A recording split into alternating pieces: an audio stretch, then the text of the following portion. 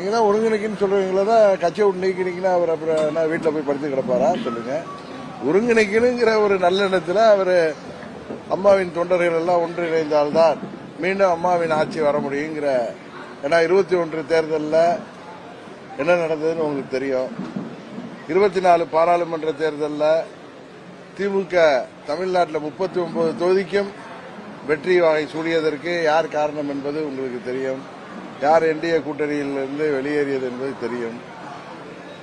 அதனால செங்கோட்டையன் எனக்கு தெரிஞ்ச புரட்சி தலைவர் காலத்திலிருந்து உள்ள ஒரு மூத்த நிர்வாகி.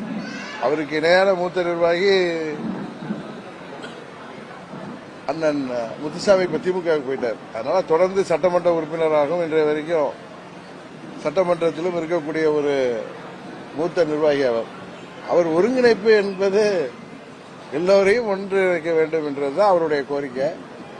எல்லாரையும் ஒருங்கிணைக்கணுங்கிறதுக்காக அவர் எங்களை எல்லாம் சந்தித்ததே ஏதோ பஞ்சமா பாதத்தில் ஒன்று மாதிரி அவர் கட்சியிலிருந்து நீக்கப்பட்ட பிறகு அவர் என்ன வீட்டில் போய் போர்வை படுத்துக்கணுமா இல்ல விவசாயத்தை பார்க்கணுமா என்ன நினைக்கிறீங்க நீங்க கேக்குறீங்க. அதனால அவரு